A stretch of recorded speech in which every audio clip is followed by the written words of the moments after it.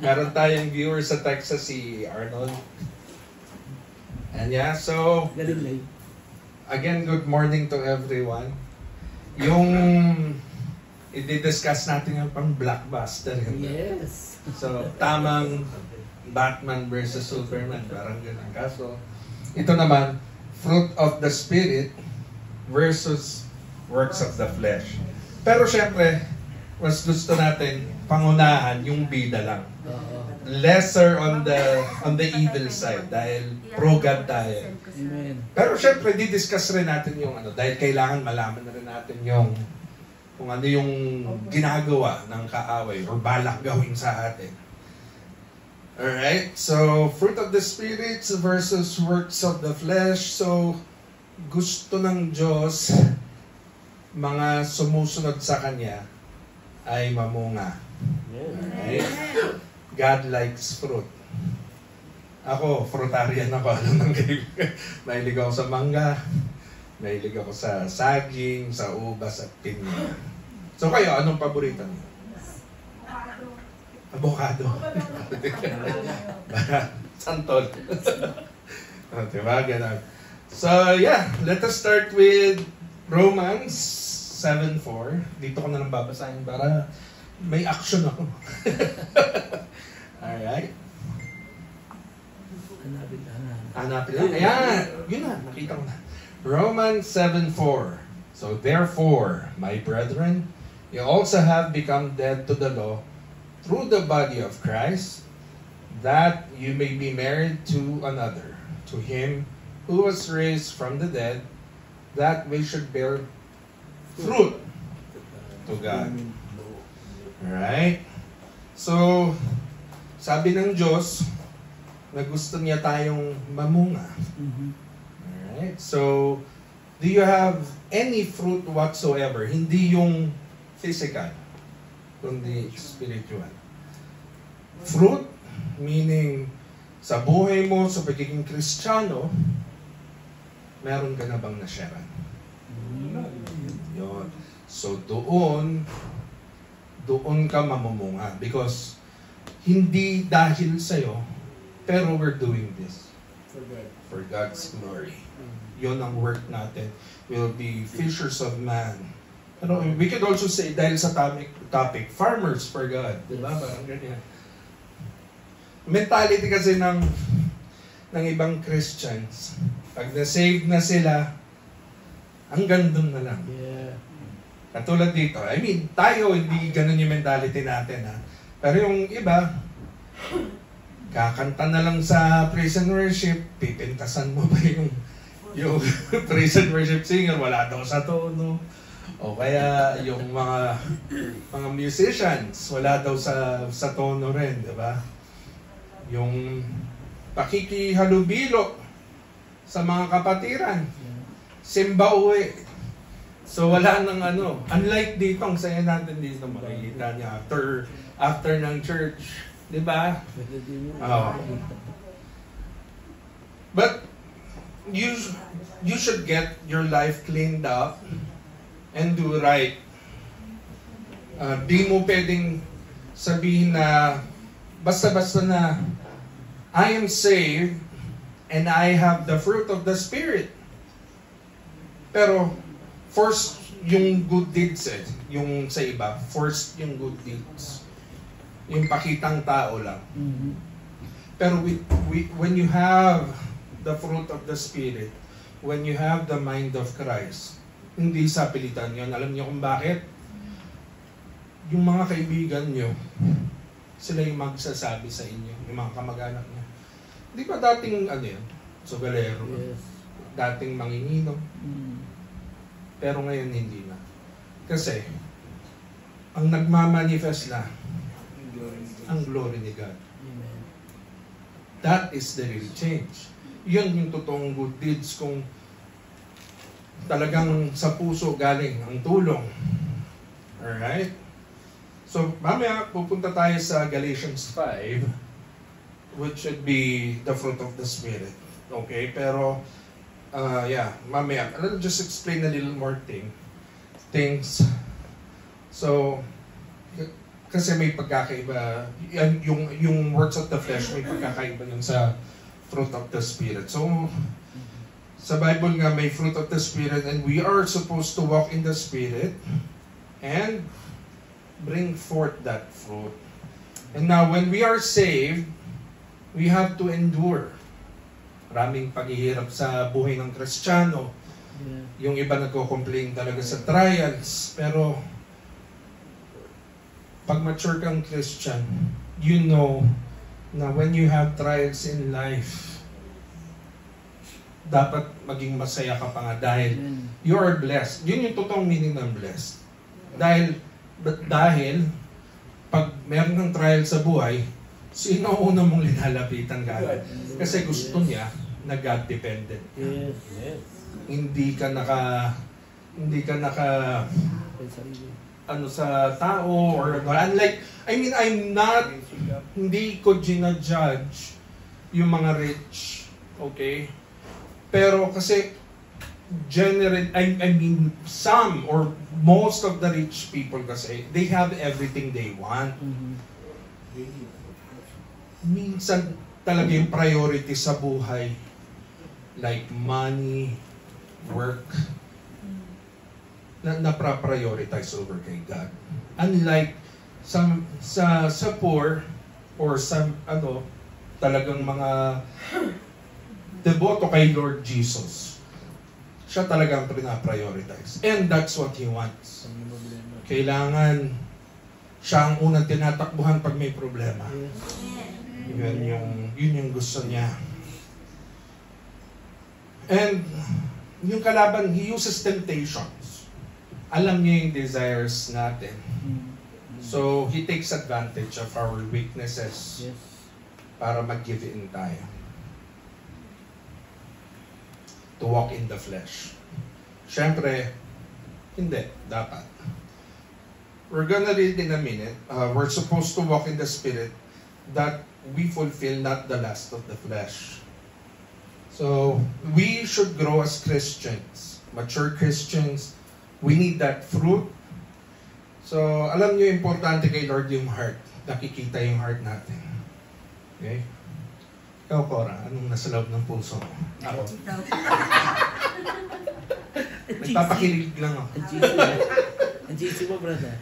Ang sa brother Ray, sino nasa loob? Pero si Lord ang priority, di ba? Si Pastor, syempre, si Lord muna. Lord ba muna o si Lord? Amen. Di ba ganun dapat? Ang priority si Lord. Then your family. Okay? Ito nakikita ko to palagi. Tuwing pumapasok ako sa room ng mami at saka sa room ni ate. Nakapaskid yung sa wall nila. So, let's read it. The fruit of the Spirit, Galatians 5, verse 22 to 23. But the fruit of the Spirit is love, joy, peace, long-suffering, kindness, goodness, faithfulness, gentleness, self-control. Against such, there is no law. Si Zeka, kabisado to dati kasi kinakanta niya. So, daig niya ako. Ako binabasa ko. Kabisado yan eh. Yeah, si Ezekiel rin. So, which is a very popular verse naman talaga. Diba? Sa, So, di ba, nakikita nyo marami. Pero fruit. Bakit fruit? Hindi fruits. So, mali na yung Bible. Hindi gano'n. Okay? So, yung iba, sinasabi nila, fruits of the Spirit, pwede naman. Okay?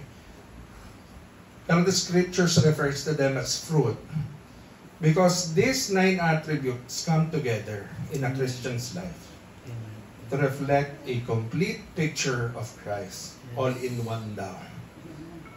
So, backtrack tayo ng unti. Puntahan natin yung Galatians 5:13 to 21. So, hindi ko babasahin all in one dahil i-explain na rin natin. So, first is Galatians 5:13. For you, brethren, have been called to liberty.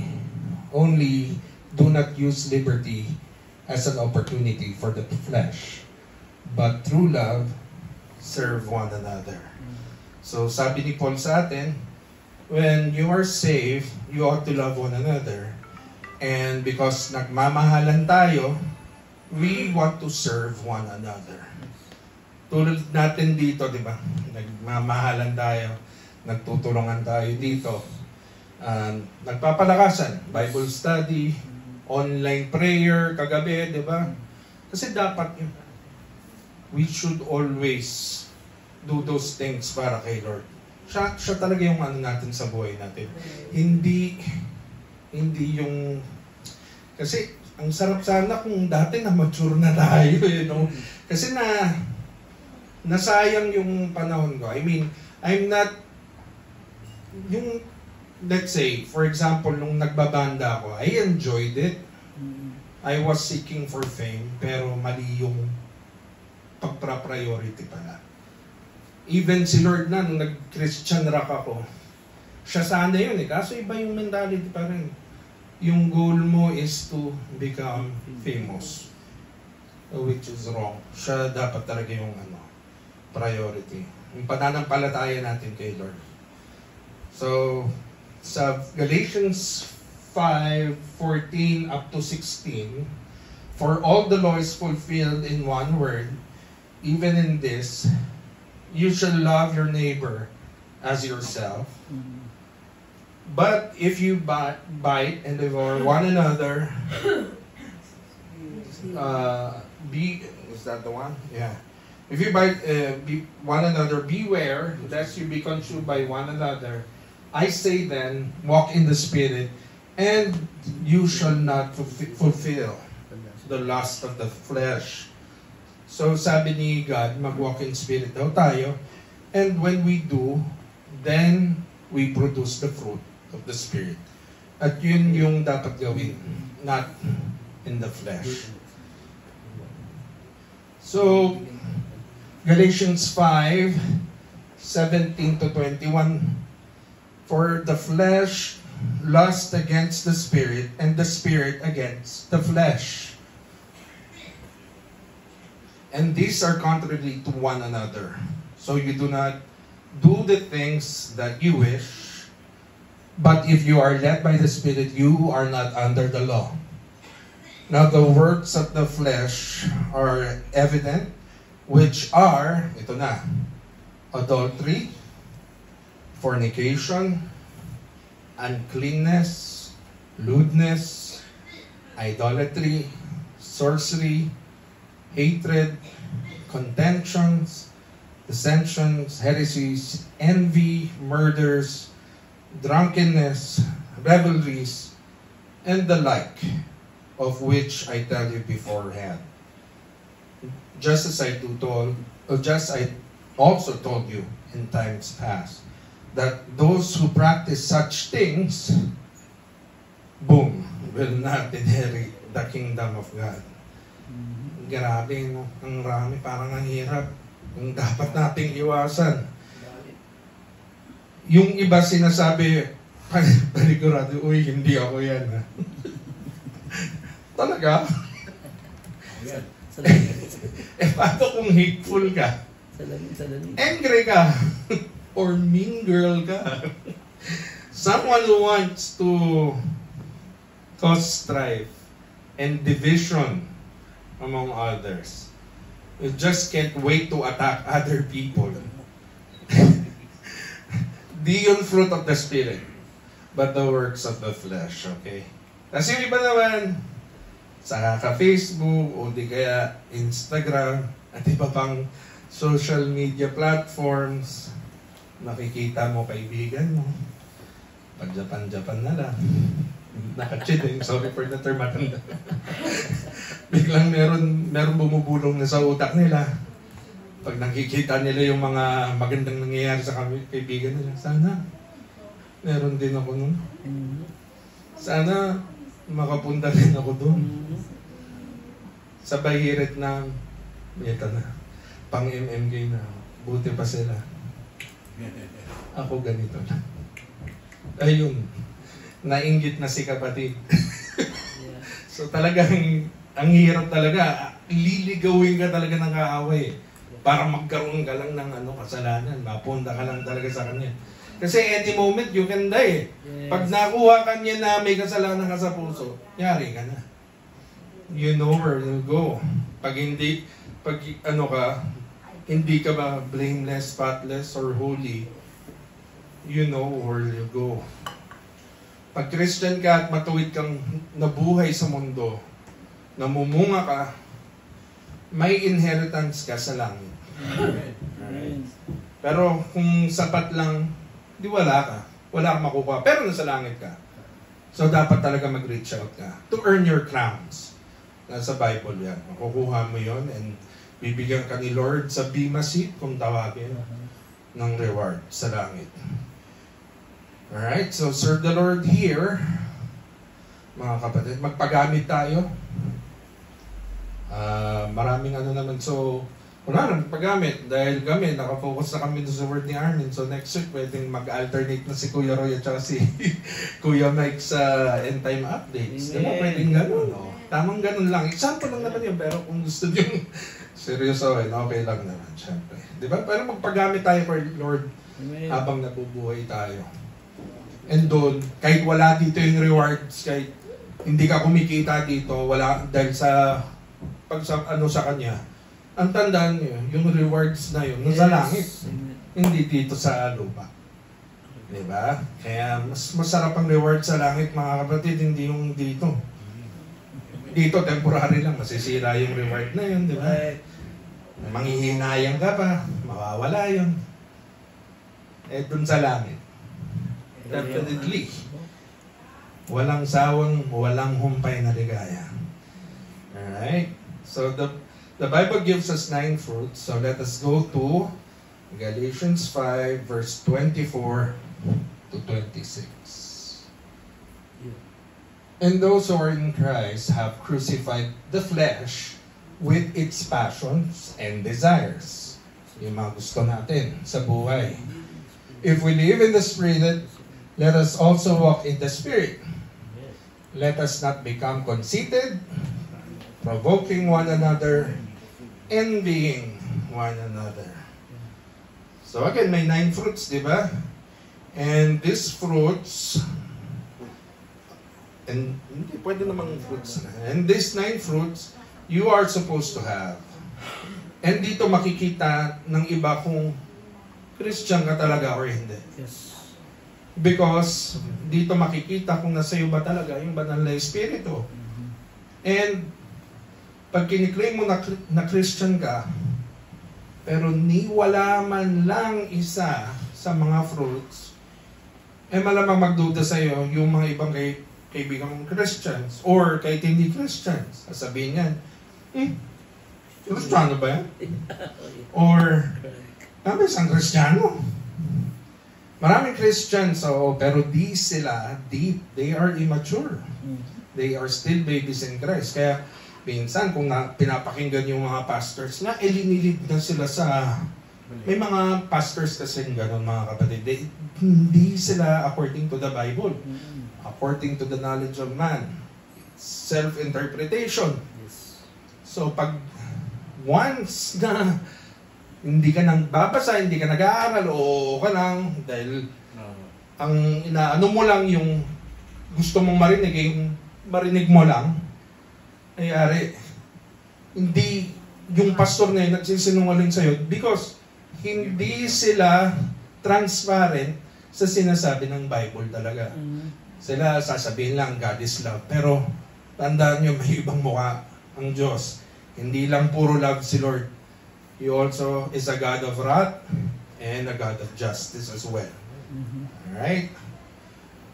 So, they have not learned and grow to walk in the Spirit. So, ito na. Punta na natin yung... So, ito na. May 9 fruits and they are this. Unang-una, ang paborito ni Daddy. Love. Kaya nga siya nabansagan ng the pastor of love. And paborito niyang, isa sa mga paborito niyang verse to. 1 Corinthians 13, verse 4 to 8. Tama nga ba? Yeah. Basahin ko na lang dito kasi NKJV to. Love is patient and kind. Love does not envy or boast. It is not arrogant or rude. It does not insist on its own way. It is not irritable or resentful. It does not rejoice at wrongdoing, but rejoices with the truth.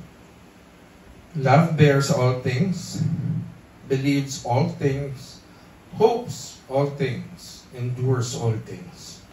Love never ends. As for prophecies, they will pass away. As for tongues, they will cease. As for knowledge, it will pass away. Sa iba, love is blind then. But love is a selfless, compassionate act of kindness, exemplified by Jesus. It is not just a feeling, but an action demonstrated throughout our interactions. Christians are called to live in love, gentleness, and patience, following Jesus. Example, and allowing the Spirit's fruit to manifest. Alright? Ang sample dito, katulad dito na naman sa simbahan natin, damang-dama ko yung pagmamahalan natin. Alright? Kasi magkakakilala tayo in spirit. Naniniwala tayo, katulad ko kay Lord, nagfe-fellowship tayo, nagba-Bible study tayo, nag-online prayer tayo. So, may kasabihan sa family namin na blood is thicker than water. Pero, para sa akin, nung naging ano na ako kay Lord, blood is thicker than water, but with the Spirit, it conquers all. So, yung tayo magkakapatid, higit pa tayo sa flesh and blood. Dahil we are brothers and sisters in the Lord. The Spirit tayo. It conquers all. Magkakapamilya tayo at nagmamahalan na pinamumunuan ng ating dakilang Ama. Pangalawa is joy. So, in James 1:2-4, my brethren, count it all joy when you fall into various trials, knowing that the testing of your faith produces patience, but let patience have its perfect work, that you may be perfect and complete, lacking nothing. So, joy is a profound happiness and contentment derived from a right relationship with God.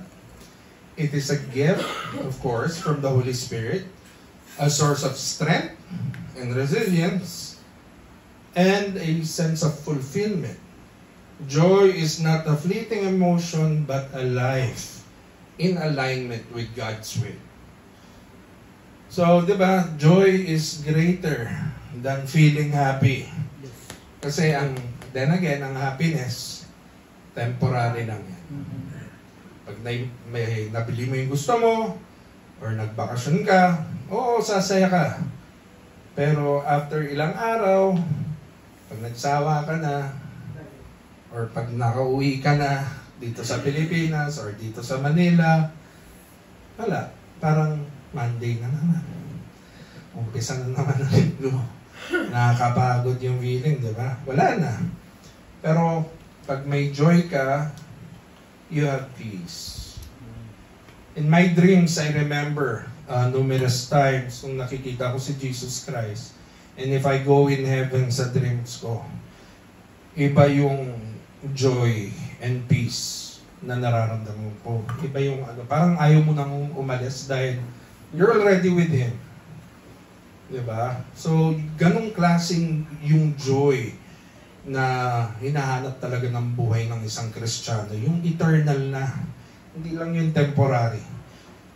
Dahil yung temporary, diba? It will just bring you back to that loneliness. And minsan nga maiyak ka yung tears of joy pag nakita mo si Christ sa dream mo, di ba? Yung iba naman, Christians, kahit anong bati mong kagalakan, ang isusukli sa'yo. ngiwi lang. O di kaya peking ngiti, plastic na plastic. Alam mo naman yung tsura ng plastic na plastic. Lalabas lang yung ngipin, ngiti na yun. Yeah. Always negative, always angry, mean-spirited. You will be a weak Christian without joy. Right? So, pangatlo naman na fruit is peace. So, James 3, verse 18. Now, the fruit of righteousness is sown in peace by those who make peace. So, peace is a profound tranquility and harmony derived from a righteous relationship with God. It is not influenced by external circumstances, but it is a result of the Holy Spirit's work. Peace is a reflection of God's character and a gift for His followers. Di ba nung naligtas tayo, there is peace, mararamdaman mo kagad. Parang nabunutan ka kagad ng tinik. Yes. Nung first time tayo, nung na-save tayo talaga. And I remember yung kwento ni Mami, kasi ang dad ko yung unang-unang na-save sa Bako, and of course sa Gamboa side rin, siya yung unang Christian talaga doon. Iba pa religion ng karamihan nun. I don't have to mention that religion. And of course for my dad, gusto niyang masave lahat. And he wanted everyone talaga to get saved. So, it started with my mom. And knowing mama, di ba nakikita niyo si mama kung gano'ng ka-tough? Imagine niyo kung ano si mamita noon nung hindi pa Kristiyano.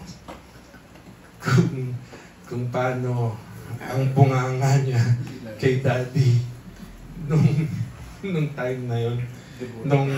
Kasi si mama hindi pa Christian, devoto siya kay Mary noon, di ba? And I can't imagine the words coming out from her mouth. So nung nag-preach na si daddy sa kanya, she took it as a challenge. Nag-aaral pa rin. Ha? Gusto niya barahin si daddy. Gusto niya kasi barahin ng daddy. So she took it as a challenge. Siya nag-aaral ng Bible. Tingnan mo, pakitaan kita si Mary ang ano dito. Nakita niya, woman lang yung tawag. Woman. Puro woman, wala kang makikita talaga na gino-glorify ni Jesus si Mary dun eh. So, nung nag-ano sila ni daddy, imbes na magdebate sila, sabi ni mami, tama ka. So, tama ka, sabi niya. So, ganyan. So, wala nang debate, may peace. Diba? So, wala nang debate, may peace. And, that also goes with my brother sibling, sila Uncle Benji. Sila na yung mga sumunod na naplanta niya ng seed, Auntie Marilyn. Then the Gamboas, yung magpipinsan na. Kaya nga, after nga, yung Gamboas and then yung magpipinsan na. And then, ayun na. Kahit sino-sino na, sinashare niya, kahit taxi driver, di ba? Ganun ang daddy when it comes to... lahat talaga inaan niya. And ayun, so naplantahan ng daddy sila. And may peace, syempre, wala nang away or debate sa family. Meron na lang isa na pinagdadasal na natin, isa sa Gamboa na pinagdadasal na lang namin na maging Christian. Kaya I hope God answers that kasi bagay na bagay siya maging Christian na Tita Evelyn. So, ayun. Pag narinig mo kasi yung gospel and you believe na namatay siya sa cross, linibing at nabuhay siya ulit, there is peace dahil yung pasan mong mga kasalanan, pinasan na niya. Kaya may peace na talaga doon. The fourth fruit is long-suffering or patience. So 2 Corinthians 1 verse 6. Now, if we are afflicted, It is for your consolation and salvation, which is effective for enduring the same sufferings which we also suffer. Or, if we are comforted, it is for your consolation and salvation. So long-suffering or patience is a spiritual fruit mentioned in Galatians 5:22-23. It involves enduring difficult situations without losing faith or anger, remaining calm and steadfast, and trusting God's timing and wisdom. This fruit is developed through hardships and trials, reflecting God's own patience and long-suffering, and allowing us to imitate Christ's examples in our own lives.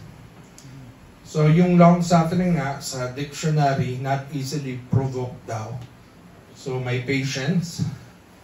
Pagkarnal ka, kunwari pinikon ka, pinoprovoke ka para mabuhos mo sa kanya yung sama ng loob mo. So, ang initial reaction, aatakihin mo siya, di ba? And that's not long-suffering. That is not the fruit of the Spirit. That is the flesh. Example, si Bishop. Si Bishop nga, di ba, si Arman kasama ko doon. May pinagsasabihan tayo noon. Imbis na si Bishop yung nag-react, ako yung nag-react. Ako mismo yung sumabog. At sinigawan ko yung kinokorek niya. Kasi medyo offensive na yung dating eh. So, umutok ako. Nasigawan ko at may nasabi akong di maganda sa kanya. Pero hindi mura yun ha. All in... yun, gano'n. Pero yun nga, pero syempre nag-apologize rin ako sa kanila dahil rebuking is done with love rin naman. And hindi ko naman talaga ginusto yun. So nag-apologize ako kay Armen and kay Bishop. And even kahapon doon kay Noel. So, si Bishop, grabe yung ano nito kasi, yung patience. Patience talaga, dito nakikita ko sa kanya yan. Yung sinasabi niya talaga, bilib na bilib ako doon. Being silent is wise. Ganon ka ano yung patience niya. At si Pastor Robert, I mean, alam ko yung pinagdaanan niya. Yung mga, ano doon sa, yung mga trials niya. I mean, hindi ko na kailangan naman sabihin kung sino or what. Pero, yung long suffering na, or yung patience na nagawa niya, yung mga sinabi sa kanya against him, hindi niya sinuklian ng violent or ng masama. Mas mahal na. Ito si Kuya Mike, gawin ko kaya din. Sinapak na ako nito. Naglagay ko ng prutas. Alright. Bigyan ko ng prutas. So, let's go to the fifth fruit, which is kindness. Ephesians 4:32. So, minsan sa ibang edition ng Bible, yung kindness is gentleness rin, pero I'd go with kindness muna. Kasi yun yung nasa kanta. And, so ito yung sinasabi, and be kind to one another, tender-hearted, forgiving one another, even as God in Christ forgave you. So kindness is a friendly, generous, and considerate quality exhibited by Christians. It reflects God's love and is exemplified through actions like offering help, encouraging, and being patient. By allowing the Holy Spirit to work in us, and we can positively impact others. Nung bata ako, nung nasa galeriya pa kami nila, sa galeriya pa yung tambayan natin. I remember one time, sa parking lot yun sa may basement yata. May bata doon, lumapit sa akin, and nanghihingi siya. Hindi ko alam kung ano yung kakaibang kurot sa puso mo na parang kahit ano nang mabunot mo sa bulsa mo, yun ang ibibigay mo. So, binigyan ko. Nakita ko ang nabigay ko is 50 pesos, which is malaki na nung time na yun. Noong 90s, malaki ang 50 pesos no. Kasi 75 pesos, kaset nga nun. Oo, so malaki yung 50 pesos nung time na yun. I didn't mind it. Katapos, pauwi na ako. Yung same kid pa rin. Lumapit. Ganun na naman. May kurot sa puso. Hindi naman ako ganun kalalim pa ng kay Lord, syempre. Tsaka may mga barkada ako nun. So, iba na yung tumatakbo sa isip mo. Ay, parang bunot ka ulit sa bulsa mo, kung ano man yan, binigay mo. Ang pagbunot ko ulit, 50 pesos na naman. Binigay ko, walang ano. Pero walang sama ng loob or anything. Yung kurot sa puso na yun, yun yung bulong ng Diyos, mga kapatid. I believe that. Na dapat pag naramdaman mo yun, bigay mo. Minsan may amount pa. Bigay mo. Oh, minsan, katulad kay Kuya, sabi nga niya, may amount na sinasabi. Bigay mo. So, ako, nawi-witness ko dito sa church natin. Yung kindness na yun. And, hindi na ako magne-name drop, pero I can see and I am touched na pag nagkakaroon ng tulungan dito with that act of kindness, nakaka-bless talaga. Makikita mo na nandito talaga sa church natin na nagmamahalan and may kindness for everyone. Alright? So, number 6 is goodness. So, Ephesians 5 verse 9, for the fruit of the Spirit is in all goodness, righteousness, and truth. Goodness, in definition, is a moral excellence and virtue characterized by kindness, generosity, and uprightness. It reflects God's character and involves integrity, honesty, and compassion by allowing the Holy Spirit to work in our lives, and we can cultivate goodness and show love and kindness. So, being a moral person, you should know what's right from wrong. Pagligaw ka, di maganda yung pagpapalaki sa iyo ng magulang, or di ka tinuruan magkaroon ng respeto sa iba, madali kang mapuna ng karamihan. Dahil litaw talaga sa iyo yung mga negative things or immoral things na dapat meron sa isang Christian life. Kaya sa ating mga parents, napaka-importante na i-introduce kaagad si Lord sa ating mga anak. Habang bata pa. Nakikita niyo si AJ. Diba? Kung gaano ka-in love kay Lord sa praise and worship kanina, nakikita ko siya talagang may ganyan-ganyan pa siya. Nakakatawa. Nadarama ko sa bata na feel niya. And pag nag-Bible study kami, nandun yan. Nakikita ko sa background, nakikinig lang pala. So, in love si AJ kay Lord. Kaya, definitely, I could see that this kid, pag lumaki yan, nakukuha niya yung goodness na yun. As well as Chloe. Maganda yung pagpapalaki kay Chloe. And I'm so glad na katulong ko siya sa pagpapalaki ko kay ZP. Dahil si ZP, tinitingala yung ate niya. And with that, I know that si ZP makukuha rin yung ugali ni Ate Chloe niya, which is masyadong may pagka-woman of faith katulad rin ng ate. But, a number one example talaga naman is Jesus Christ when it comes to goodness. Alright? The perfect example talaga siya. Because of the way He lived, di ba? Kaya, He is the way talaga. You have to follow Him to enter that narrow path and not with the others na nakikipag-agawan sila doon sa malawak na daan, yung road na yun mag-lead to death and destruction. Kaya you have to read the Bible to know how you are supposed to live And how does it tell us to live?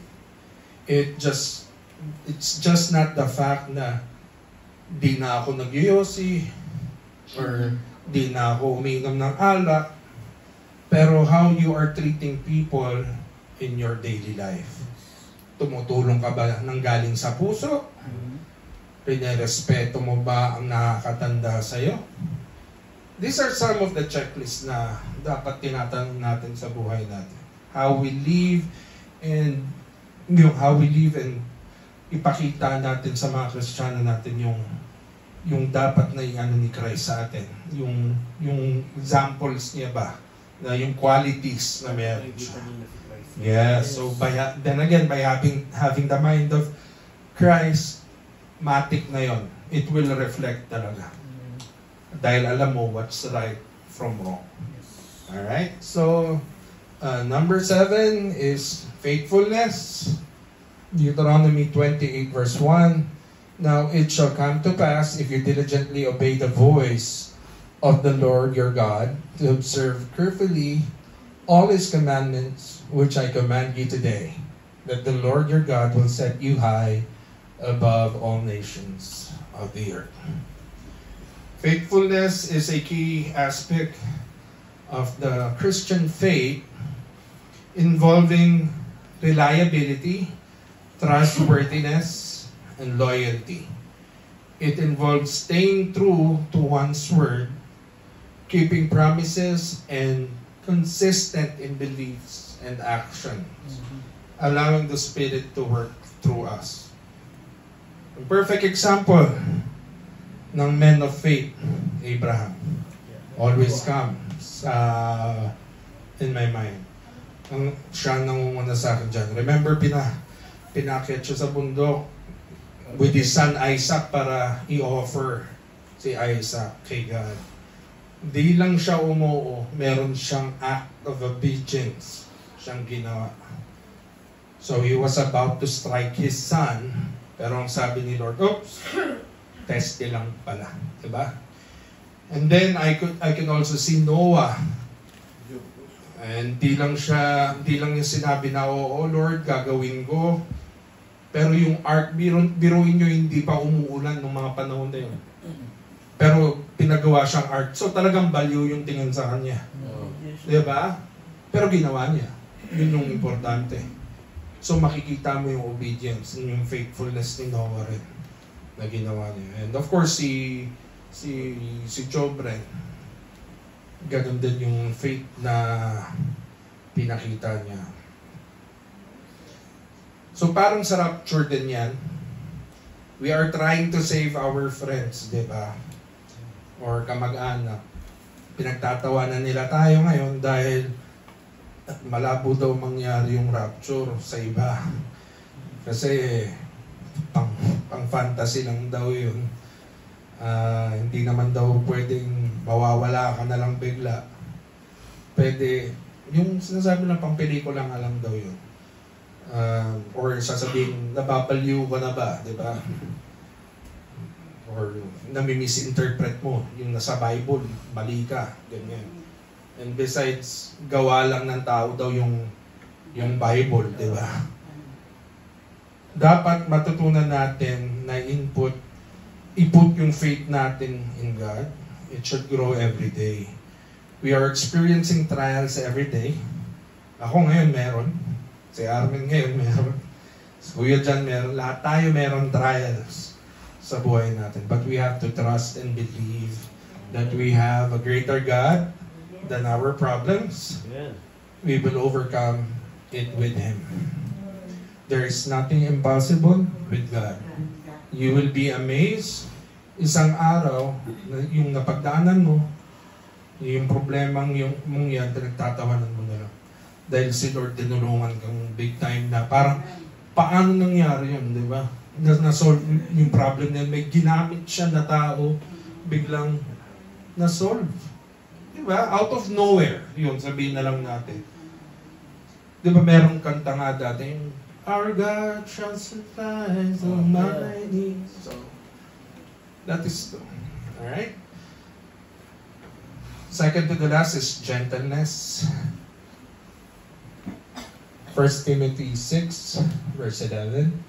But you, O man, flee these things and pursue righteousness, godliness, faith, love, patience, and gentleness. So, gentleness is a kind, compassionate, and understanding attitude demonstrating humility and patience in difficult situations. So, nakikita nyo, every time na nagbibigay ako ng definition, nakikita nyo yung ibang fruit of the Spirit. So, naglalabasan rin.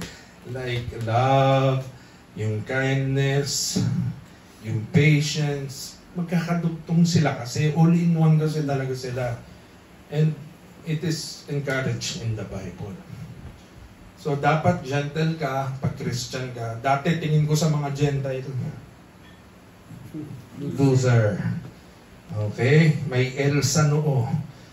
Kasi dapat kami mga lalaki, stig. Diba? Astig kami dapat. Kayo, lilembot-lembot kayo, babaduin nyo. Ganun yung ano namin noon. Lalo na, yung mga panahon namin nila kuya. Kasi si kuya, ano kami nito parang alapores kami ni kuya noon. Kami na magpipinsan, siya yung boss namin noon. Nakaboots kami. Ang lalaki ng mga emblem namin sa sinturon. Rakista kami, maangas kami. Kinakatakutan kami dati. Iba talaga pag yung ugali ng mundo ba? Pero pag Kristiyano ka, it will teach you to be opposite. Talagang iaano ka niya. Ia-humble ka ni Lord talaga. Dati ayoko talagang ayoko talagang, gusto ko in the back of my mind, pero kailangan yung dating ko, cool pa rin. Gusto ko cool ako, parang ganun. Merong classifications para sa akin, may nerd, merong geek. So, iba yun. May loser. Ang feeling mo, ikaw yung nasa taas. Ganun yung gusto mo pag non-Christian ka. So, pero sabi sa Bible, we're supposed to be gentle. Someone that has morals. Someone who is raised in such a way to respect others. Ngayon sa present time na yun, I feel that backlash of this pakul na mga people. Ina-unfriend na nila ako sa Facebook. Ako na ngayon yung may hair sa noo. Oo, ina-unfriend ako. Kilala ko na yung mga, I don't have to mention who the names are. Biro mo, I am not desiring likes sa Facebook ko. Si Lord yung inaano ko kasi, sineshare ko. Pero dahil sa pag-post ko kay Lord, yun na yung rason mo. Para i-unfriend mo ako. Diba? Ang babaw mo. Ang gusto mong i-like yung mga nonsense. Pero si Lord, na gumawa sa'yo, ang kapal na mukha mo, hindi mo man lang di ba? So ngayon, nakikita ko na yung difference sa pagiging Kristiyano talaga. From living in the world. Mas gusto kong kasama yung mga Kristiyanong mga kapatiran ko. I love being with Armen. I love being with Bishop. Kay Kuya ngayon, nakikita ko na yung changes. Kuya Roy, yung mga dati kong tinatawag na kaibigan, naglaho na. Nawala na. I'm so also blessed with my cousins na natatawag ko silang mga kapatid rin in Christ. And I'm thankful for God na dati kasi kami yung mga pakul na yun. Si Arnold na nasa Texas, yan. Si Garen yan before. Pero ngayon, nakikinig na rin siya kay Lord. Isa na rin siyang mababrand ng may L sa noo dahil kay Lord. Pero hindi ko sinasabing yung mga taong yun na nagja-judge sa atin na baduy tayo. We have to do something about them. Sila yung dapat na i-reach out natin. Sila ang dapat ipag-pray. And si Lord, yun ang gusto niya talaga. Yun yung mission niya para sa mga unbelievers talaga. Diba? Hindi, para sa atin rin, pero more of them. nag-e-endure na lang kasi tayo eh. Hindi na tayo I mean, yes, we need it for our soul. Diba? Kasi pagkain yung salita ng Diyos. Pero sila, they need it more. Sila yung gutom sa spirit. Sila yung uhaw sa spirit. Tayo araw-araw may nakukuha na tayong pagkain. Kasi kaya yun lang naman yung doon. It doesn't mean na hindi na natin kailangan dahil Christians tayo. But we have to exercise it, we have to endure it. Papamuhay natin, ipapakita natin sa mga kapatid natin. Diba? Dapat ganon. Hindi natin i-judge sila, mas mamahalin natin sila. And I believe, yung mga kapatid na nawala natin dito, I believe one day makakasama natin sila ulit. And lastly, mga kapatid, is self-control. Wow! Wow! Self-control. Let's go! May nag-aaminan dito, hindi naman ako pare. Oh. May mga namumumpisal na. So, Proverbs 25, verse 28. Whoever has no rule over his own spirit is like a city broken down without walls. So, self-control, ito yung definition, Christian definition niya, involves restraint from impulsive actions and resisting temptation. It's crucial for Christians to live a pleasing life, a positive example, and align with God's will. It's developed through prayer, guidance, and intentional choices. By growing in self-control, we can become effective witnesses for Christ in our generation. So ito na, manatawagan na ako. Beijing, yung mga magagastos dito, taas ang kamay. Okay. So, kahit wala ng pera, ayaw pa din paawat. Lubog na nga sa utang, Shopee pa din. Lazada pa din. May Temo na. Temo ba yun? Temo na din. Timo, yan o. Temo, o yan. Sana, kung mayaman ka, okay lang di ba? Pero kung hindi, awat kapatid, please. Maawa ka sa credit card mo. Spend wisely, okay? So, temporary lang yung happiness na trip mo. Pagsasawaan mo din yan. And that also goes with yung mga abuso sa katawan. Pag-iosip, inom. Dadating tayo dyan, huwag mo kong titignan. Alam ko yung ko. Meron na akong parte dyan. Ayun na. Diba? Tingnan mo, huwag ka mag-judge. Ikaw talaga. Hoy, ba't natatamaan ka? Kasi nga, pagdating ako doon, ayun pa, wala pa, medyo pangatlo, pang-apat pa lang yun. Ikaw talaga. Okay. So, yung pag-iossi, pag-iinom, di mahindian ng tropa, ayun, suka dito, suka doon, pagbababae. Kamusta na bago mo? Di ba? Yun ang maiinit, yung mga maiinit ang ulo, kunwari sa pag-drive. Di naman sadya yung pag-cut, mura agad. E paano kung may nakatapat ka na may baril? Paano na? Di tapos ang buhay mo.